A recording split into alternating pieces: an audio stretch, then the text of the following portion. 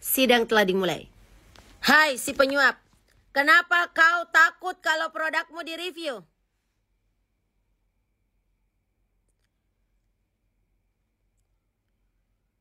Saya tidak mau yang mulia ribut-ribut. Saya mau damai saja yang mulia. Damai untuk hal apa? Kau melakukan apa sehingga kau menginginkan damai dan tidak ribut-ribut? Jadi yang mulia, saya menjual produk yang... Nah, siapa yang penasaran dengan kasus Nikita? Disclaimer dulu ya, ini aku akan melihat seorang Nikita di tahun 2025 dengan menggunakan basic itching ya. Bagi yang nggak sepaham di skip aja. Oke, di tahun ini seorang Nikita berada di bawah ya. Ini di bawah diwakili oleh unsur tanah. Tanah itu mewakili seseorang yang keras kepala ya. Dan ini gunung. Gunung itu sesuatu yang tinggi, keras gitu ya. Jadi mungkin sebagian orang menganggap Nikita ini sombong, angkuh gitu, arogan ya. Terus mewakili seseorang yang blak-blakan, tahan banting. Mungkin beberapa orang menganggap dia orang yang egois ya. Di tahun ini Nikita akan kedatangan seorang teman ya. Di sini ada kun. Kun ini simbol ibu. Kalau di zaman dulu kun ini mewakili orang-orang di kerajaan ya. Kalau di zaman sekarang mungkin dia pejabat atau seseorang yang memiliki jabatan penting, bisa orang kaya ya, atau mungkin orang yang gendut gitu ya. Nah, mungkin di awal-awal ini Nikita dan orang ini nih berteman ya. Jadi tanah ketemu tanah gitu ya. Tapi tanah di sini bisa tanah kuat dan tanah lemah ya. Kalau tanah kuat dan tanah lemah itu artinya hati-hati. Teman yang bisa makan teman. Terlihat seperti teman tapi sebenarnya bukan teman. Nah, kita lihat diagram selanjutnya. Di sini ada halilintar. Halilintar itu menggelegar, sesuatu yang ribut. Ada huru hara ya. Huru hara ini menekan si seorang Nikita ya.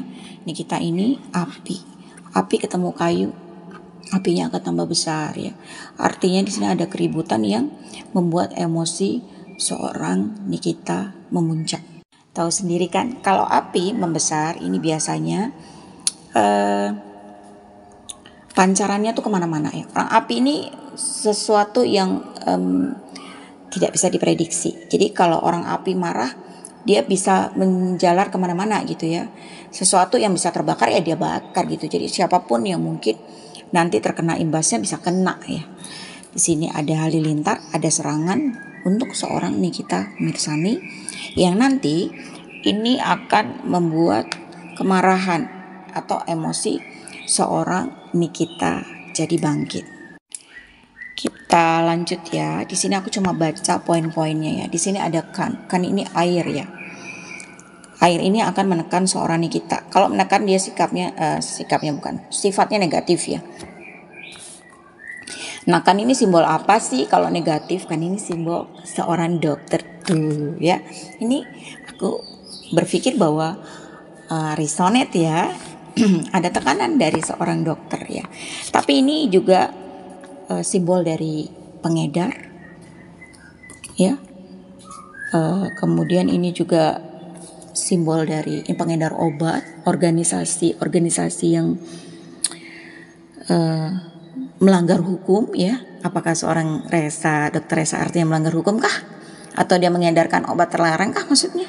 Karena ini negatif ya. Ini simbol dari sesuatu yang negatif, obat tapi pengedar ya. Kalau mungkin ini bisa diwakilkan oleh pengedar narkoboy ya, atau obat-obatan terlarang ya, kosmetik ilegal ya. Kemudian ini juga bisa pelanggar organisasi, berarti dia skala besar ya, yang mungkin mereka mempunyai jaringan. Ini juga simbol penghasut. Apakah si dokter Resa ini ada yang menghasutkah di belakangnya? Nah, air ini akan menekan seorang tanah ya. Artinya air ini mencoba menyerang. Air juga simbol komunikasi, omongan. Apakah dia menyerangnya dengan omongan, gosip, atau berita-berita tidak benarkah? Nah, Sedangkan geng ini simbol sebuah bangunan besar ya. Tapi ini juga mewakili penjara. Jadi mungkin si dokter ini atau orang ini berusaha memasukkan Niki ke dalam penjara. Apakah seorang Niki ini akan masuk penjara? Nah, nanti dulu ya. Kita lihat dulu nih, apakah Niki bakal masuk penjara ya. Kalau dilihat dari elemennya sepertinya tidak gitu ya. Sepertinya tidak gitu. Kenapa? Karena di sini unsurnya tanah. Ketika tanah bertemu air akan terjadi clash. Artinya apa? Akan terjadi goncangan besar. Hati-hati buat dokter ya saya. Apakah ini mewakili seorang dokter ya? Karena di sini dokter ya, dokter yang memberi tekanan gitu ya. Yang kita tahu yang berseteru sama seorang ini kita untuk saat ini baru dokter Resa. Gak tahu nantinya akankah timbul dokter-dokter yang lain ya. Nah sifat tanah ini menyerap air ya. Jadi apa? Jadi ketika serangan ini datang, ini bakal dilibas sama si Nikita. Jadi hati-hati ya, hati-hati. Kalau kalian mungkin merasa air yang menyerang seorang Nikita, ini hati-hati ya. Ini ada tanah ya. Tanah itu karakternya menyerap si air. Airnya bakal tidak bisa berkutik. Atau mungkin airnya yang bakal malah masuk penjara ya. Nah kita lihat aja episode ini nanti ya. Ini bakal kemana arahnya. Apakah ini mewakili diagram yang sedang terjadi saat ini atau mewakili diagram lain? Nih ya, kira-kira kronologinya seperti ini nih. Kalian bisa lihat ya algoritmanya seperti apa. Jadi kalau kalian menuduh Doktip adalah salah satu sindikat mereka, itu tidak benar. Karena ada beberapa hal yang ditolak sama Doktip mentah-mentah untuk yang namanya perdamaian. Misalkan contoh DRL ya. Ingin yang namanya didamaikan sama Dokter O, tapi Doktip tidak mau. Terus kedua, Dokter R ya, ingin masuk untuk mendamaikan tapi ditolak mentah-mentah sama Doktip. Jadi kalian ya jangan kebanyakan fitnah ya, jangan kebanyakan yang namanya suuzon ya. Buktikan secara yang namanya bukti transparannya ada gak, bukti tangkap tangannya ada gak. Jangan asal asbun. Kalau kalian asal asbun nanti kalian kena pasal ya. Nanti kalian kena pasal. Jadi tolong ya, tolong jangan menyebarkan fitnah yang tidak terhadap Doktip. Ya, kalau misalkan itu tidak terbukti, kalian bisa ditutup balik. Oke? Salam cerdas bareng Doktip, small people, smart people. Nah, sekarang Nikmir udah ketangkep nih. Nah, pertanyaannya, Nikmir sama Mail ya, ditahan sementara 20 hari katanya. Nah, yang aku mau nanya juga, aku bukan fansnya Nikmir ya. Aku mau nanya, untuk kita berbicara keadilan aja, si penyuapnya harusnya juga masuk penjara dong, karena dia kan yang nyogok gitu kan, si penyuap gitu. Nah terus yang SS juga harusnya ketangkep dong, karena kan dia jual produk ini overclaim yang membahayakan masyarakat Indonesia gitu. Nah kalau yang satu lagi yang orang Makassar udah ketangkep ya kan, udah di penjara. Nah yang kayak satu lagi yang orang Lampung harusnya ditangkap-tangkapin juga gitu loh. Nah aku kadang heran ya, polisi kenapa nggak adil, nggak rata gitu loh. Ini ditangkap, ini si pengadu, ini harusnya barengan lah ditangkap. Jadi masyarakat juga ngelihatnya, wow keren nih Pak Polisi, keren banget nih. Masyarakat kembali lagi kepercayaannya. Nah kalau aku ngelihatnya nggak sama ya, maksudnya nggak fair gitu loh, nggak fair sama pihak si Nikmirnya, dan yang lainnya ketawa, jangan-jangan sekarang syukuran.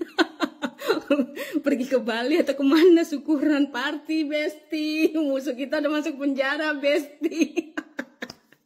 Tapi aku sebagai penonton ya di Eropa sini agak-agak terkagum-kagum, terdecak-decak, jak gitu kan.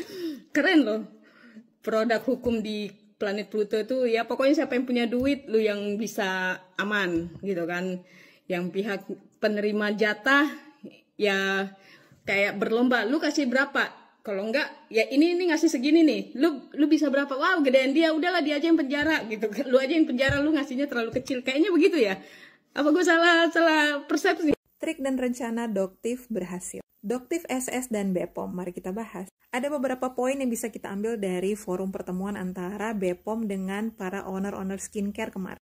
Yang pertama dan yang paling penting adalah BPOM mengakui bahwa masyarakat itu sudah menurun kepercayaannya terhadap BPOM dan menganggap bahwa BPOM kinerjanya lambat. Tapi BPOM sudah berjanji bahwa mereka akan membuktikan bahwa mereka pantas dan layak mendapatkan kepercayaan masyarakat dengan membuktikan 280-an produk skincare yang ditarik oleh karena masyarakat mengadu kepada BPOM dan sudah ditindak. Hal ini juga dikonfirmasi dan diapresiasi oleh Dr. Oki pada waktu forum tersebut. Di forum itu juga akhirnya diputuskan bahwa akan ada duta BPOM yang akan diseleksi oleh BPOM sendiri yang memiliki otoritas setara dengan BPOM sehingga mereka juga bisa melakukan investigasi dan juga melakukan pengumuman terhadap aman atau tidaknya sebuah produk brand skincare. BPOM juga menegaskan bahwa semua anggota lapisan masyarakat bisa mereview produk skincare manapun, tetapi tidak boleh mengumumkan aman atau tidaknya sebuah produk karena mereka tidak punya standing position yang benar seperti BPOM, yang memang merupakan sebuah institusi resmi daripada negara untuk memutuskan aman atau tidaknya sebuah produk. Dan alasannya jelas supaya tidak ada konflik of interest, karena ini sudah sangat terlihat. Dokter-dokter yang awalnya mulai mereview itu sebenarnya terlihat sangat edukatif di awal mulanya. Tetapi belakangan terbukti kalau mereka mau mencetuskan brand lain demi menaikkan marketing brand mereka sendiri dan meningkatkan penjualan brand mereka sendiri. Sudah terbukti. Sudah capek-capek diinisiasi dan juga ditengahi oleh BPOM, masih ada aja oknum yang tidak mau tunduk otoritas dan memang memancing emosi orang lain. Ya, kita tahu bersama Doktif melakukan review tepat setelah acara forum antara BPOM dan owner-owner skincare ini selesai. Tujuannya apa? Ya memang untuk menyulut emosi dari pihak SS. Dan rencana itu berhasil. Doktif dengan sangat elegan mengatasi amukan massa dari SS dan menunjukkan kelasnya yang berpendidikan dan mampu menguasai emosi dan yang sudah matang secara mental. Dan sayangnya memang SS terbukti tidak matang secara emosi, tidak matang secara mental, dan menyerang secara barbar. Jadi trik dan rencana Doktif berhasil. Sangat terlihat bahwa ini semua sudah direncanakan. Sangat terlihat bahwa memang ini adalah triknya untuk memancing SS keluar. Dan sekarang ada begitu banyak pujian dan juga perhatian yang diberikan oleh masyarakat kepada Doktif. Semakin naik pamornya, semakin gampang jualan skincare-nya. Inti daripada semua huru-hara ini guys adalah kita jangan memihak, jangan terlalu menyanjung satu pihak dan memojokkan pihak yang lain, belajar untuk melihat dari berbagai sisi sehingga kita tidak terlalu terbawa oleh pihak manapun. Karena ingat, memang di luar BPOM semua punya conflict of interest, khususnya owner skincare. Sekalipun dia hanya influencer, tapi kalau dia brand ambassador sebuah skincare, bukannya tetap ada conflict of interest? Jadi sebaiknya kita dukung aja deh upaya BPOM ini untuk bisa meningkatkan kepercayaan masyarakat lagi kepada mereka. Kita lihat saja nanti siapa yang akan menjadi duta BPOM yang memiliki otoritas yang setara dengan mereka. Niki dibayar SS, SS membayar Niki, Niki bekerja sama SS, SS bosnya Niki. Katanya tajir, kok jadi babu? Jadi owner dong. Pihak Dr. Reza Gladys keberatan jika hanya NM dan IM yang ditetapkan sebagai tersangka, padahal ada 4 peristiwa hukum yang melibatkan 2 orang lainnya. Mari kita bahas. Pihak kuasa hukum dari Dr. Reza Gladys menuturkan bahwa ada 4 peristiwa hukum yang dilaporkan oleh Dr. Reza Gladys. Dia juga menyinggung pemeran utama dalam kasus ini adalah dokter berinisial O. Yang ke-1, pemeran utamanya Dr. O, tertanggal 27 Oktober. Kemudian, 13 November terlibatlah tersangka IM. Pada tanggal 14 November baru terjadi transaksi pemberian. Dan yang keempat, peristiwa pada tanggal 27 November terkait dengan terlibatnya Dr. S. Dan ini menjadi tanda tanya besar bagi pihak publik yang benar-benar mengikuti kasus ini dari awal. Kemana Dr. O dan Dr. S? Mari sama-sama kita kawal kasus ini supaya semua pihak yang terlibat itu bisa diusut sampai tuntas. Jadi memang dari Dr. O itu handphonenya merupakan alat bukti yang sudah ditahan dan disita oleh penyidik. Namun sehari sesudahnya Dr. O memohon untuk diberikan hak pinjam pakai dan oleh kepolisian dikabulkan. Makanya kemarin ada yang panik dan mendatangi kantor polisi Polda Metro Jaya untuk mempertanyakan mengapa barang bukti dari Dr. O itu bisa diambil sementara yang lain tidak bisa.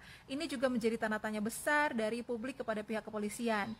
Karena itu merupakan salah satu upaya bentuk penghilangan barang bukti nggak sih Pak Polisi? Tolong correct me if I'm wrong. Jika baru 1 hari disita, kemudian besoknya dipinjam dan dipakai, apakah itu salah satu bentuk penghilangan barang bukti? Karena kita tidak pernah tahu akan ada percakapan apa lagi di dalam situ, akan ada deal-dealan apa lagi yang ada terjadi di dalam handphone tersebut. Karena menurut pengacara dan kuasa hukum dari Dr. Reza Gladys, itu merupakan peran utamanya ada di Dr. O. Sehingga ini menimbulkan kekecewaan dari pihak kuasa hukum Dr. Reza Gladys, bahwa seharusnya ada 4 tersangka nih, bukan hanya 2 aja. Gimana menurut kalian? Jadi kawal kasus ini jangan sampai ada yang lepas. Kalau memang harus ada 4 tersangka, maka ayo kita tag ramai-ramai pihak Polda Metro Jaya untuk mengusut tuntas kasus ini. Kita percaya Bapak Polisi akan tetap tegak lurus dengan hukum. Akan diberi keadilan bagi semuanya. Equality before the law.